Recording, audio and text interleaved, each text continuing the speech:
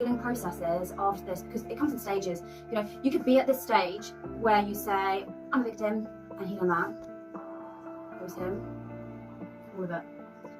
Why did you say that? What is it within you that allowed that behaviour? Why do you not love yourself enough? Why are you walking in a door and, you know, getting graphically beaten up or whatever else that is, and then going back out the door and coming back, knowing that you're going to receive that same treatment? We need to look within ourselves, ask ourselves that question, and then we leave that stage behind.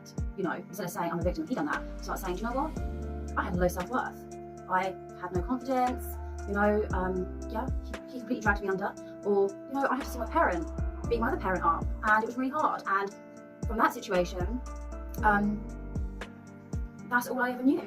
We start investigating why we tolerated that, is it within ourselves, what we've been exposed to. That starts a healing process. So then we're better to actually understand ourselves, and that's the first part. That's so good. Doing that part, we can go to different practices and things like that to, you know, for healing. That could be therapy, okay? That could be going to Reiki, you can do meditations, you can be doing journaling, you can be doing shadow work, you can be doing Kundalini. Kundalini is absolutely phenomenal, to be honest with you. I like writing letters to that person, or writing down how it's made you feel, burning it. I release this. I release this pain and tension and burden and anger. It doesn't serve me anymore. I don't want it. I don't want it. And we let them go. And then you get to a place of forgiveness. Okay? That is a tough place to be. But if you've done the whole process very naturally, like a river, you know, and it's like, you know, high currents and you're trying to fight it to get to the edge, but as soon as you let go and surrender and you just go with the flow with it, you can release yourself. You can become free. It is a thing, okay? I've done it. I went through really traumatic times. Yeah, had real bad times. Gosh, I need to be getting emotional.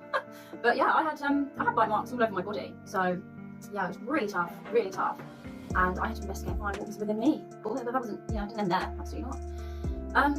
It would never happen again, because I think when we're in that situation, the person's aim of the game really is, I'm going to take her confidence, I'm going to take her self-worth, she's not going to feel like she's of any value by the time I finish with her. And yeah, she won't even be able to leave. So the only thing that you've got left, and you don't think you've got it, but you have to the day you walk out, if you can, if you've done it, is that inner strength. That inner strength to say, no. Once you do that, and you start healing, yeah, little by little, self-worth, confidence, boundaries, there is freedom in it. But we're always going to have the memory. The memory is always going to come up. We always have to do more work on ourselves, and that's absolutely fine. When you come out of these bad relationships that there's been abuse and things like that, you end up looking at that person saying, thank you so much, because I've actually just grown with a lot of self-development, a lot of understanding, and I actually really needed that, because otherwise I wouldn't have grown as a person to be who I am today. So thank you very much. And it's just, yeah, life does become easier. So yeah, anyway, I just wanted to put that out there. I think it's really important.